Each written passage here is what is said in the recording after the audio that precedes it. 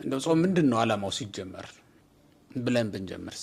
ጾም እግዚአብሔርን መምሰል ነው ብዬ ነው የማስበው። ትልቁ የክርስትና ግብ ደግሞ መጨረሻው እግዚአብሔርን መምሰል ነው። እግዚአብሔርን መምሰል ያለ ጥርጥር ታላቅ ነው። ያው ቅዱስ ጴጥሮስም ቅዱስ ጳውሎስ ለጢሞቴዎስ ልጁ የሚነግረው ራስህን እግዚአብሔርን ለመምሰል አስለምድ ነው የሚለው። ትልቁ የክርስትናችን ግብ እግዚአብሔርን መምሰል ነው።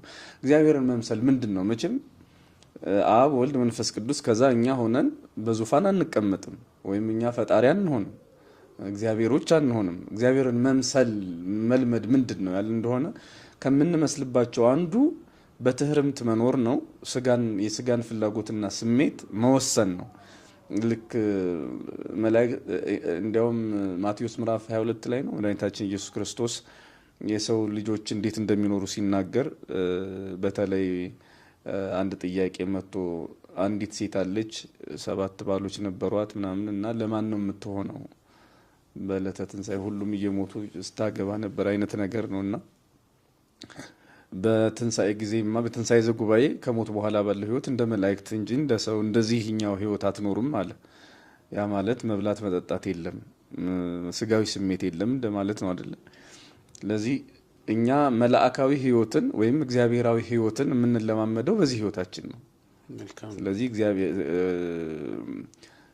መላእካዊ ህይወትን ወይም ደግሞ ሰማያዊ ህይወትን እግዚአብሔርን ለመምሰል የምንለምድበት ልምምዳችን ወይም ደግሞ መንፈሳዊ ስርዓታችን እዚህ ምድር ላይ ጀምረናል ማለት ነው። ስለዚህ እኔ ጾም ማለት በክርስትናው ህይወት ውስጥ በሰማይ የምንኖረውን ህይወት በምድር ላይ እንደመጀመር እንደ መላእክት የምንሆነውን እነሱ እግዚአብሔርን መስለው የሚኖሩትን ህይወት እኛም እዚህ ምድር ላይ መጀመር ነው።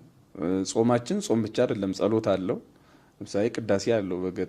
በገጠሪቱም ቤተክርስቲያን አብዛኛው አቅም ያላቸው ታላላቅ አድባራት ቅዳሴውም አይታጎልም፣ ስብሐተ ነግህ አይታጎልም፣ ምስጋናው አይታጎልም። ስለዚህ በጾም በጸሎት ቅዱሳን መላእክትን እየመሰል እግዚአብሔርን ወደ መምሰል ከፍ የምንልበት ነው። ስለዚህ እግዚአብሔርን ለመምሰል ወይም ደግሞ በቴዎሎጂ ያሉ ሰዎች ቴዎሲስ የሚሉት ማለት ነው። ከነዚህ አንዱ ይሄ ነው። በሌላ መልኩ ብራብ አላበላችሁኝም ብጠማ አላጠጣችሁኝም የሚለው ስጋውን ደሙን መቀበል እንዳለ ሆኖ ጾሙ ደግሞ እግዚአብሔርን የምንመስልበት ነው።